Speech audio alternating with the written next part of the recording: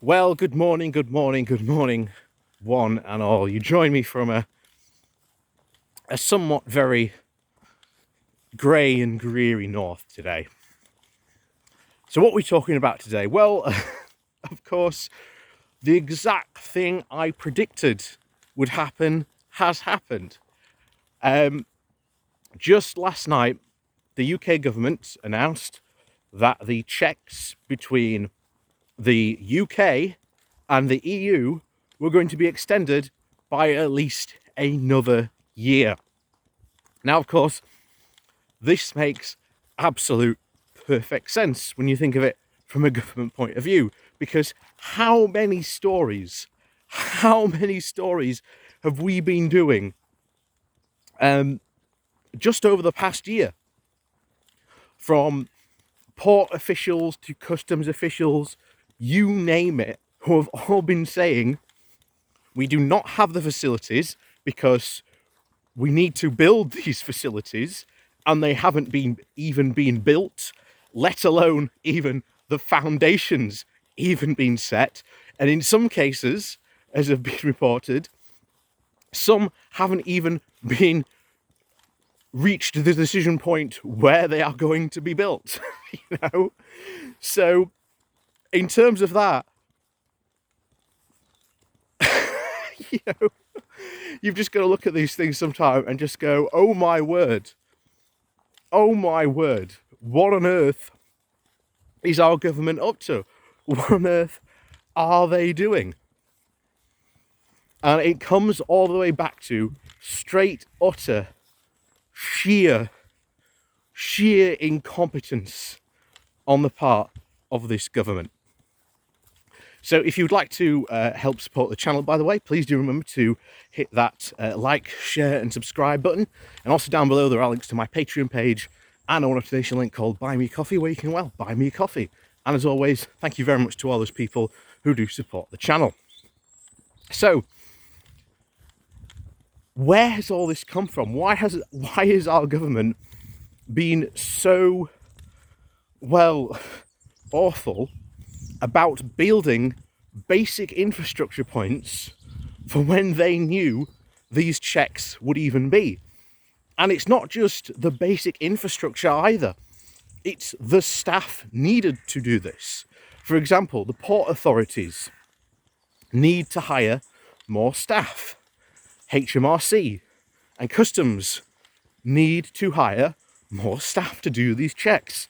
The vets we need more vets, but we literally have a problem where we do not have enough vets to be able to perform the checks that we need to do.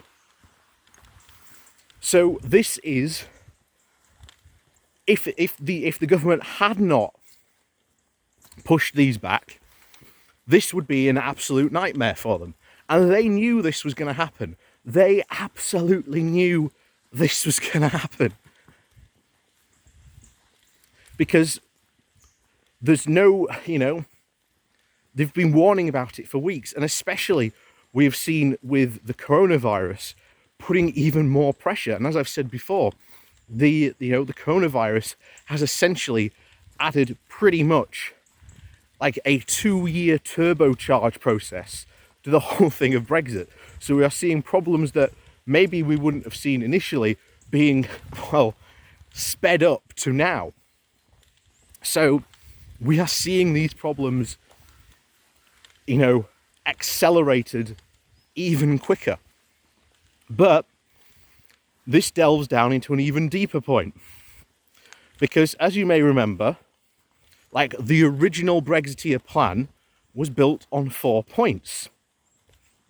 One, that when we left, the EU was somehow going to collapse.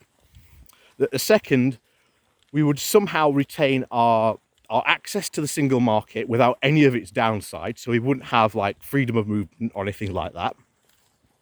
The third point was that we would get this amazing trade deal with America that would look staying in the single market stupid. And then the fourth point was that because we'd have all this, we'd pretty much have a free hand to deal and do what we like in Northern Ireland. And just this past couple of weeks, we have seen the checks on the Northern Ireland border basically being extended to an indefinite period. And once again, we have our government refusing to implement a process that they helped design and that they helped create. And in fact, the Northern Ireland Protocol itself is an entire creation of the British government. And yet they are now refusing to do it because they see a potential political upside to it.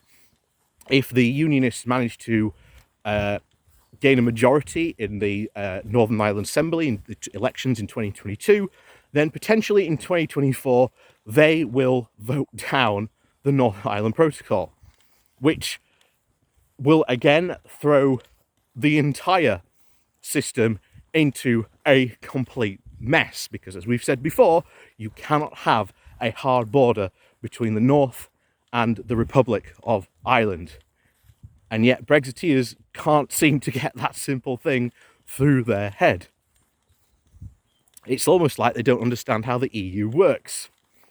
But of course, the big issue is, and why a lot of this border infrastructure hasn't been built, and even the hiring of essentially the people to man and do these checks has not been built, has been ultimately because of point 2, that somehow we would retain our privileged access to the EU without any of the downsides being, applicable to us anymore.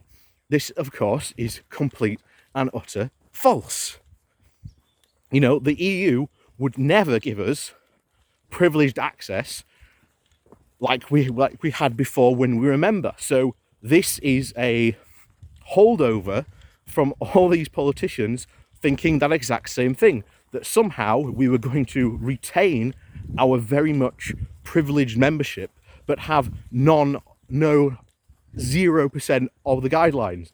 And I'm generally flabbergasted that this is it.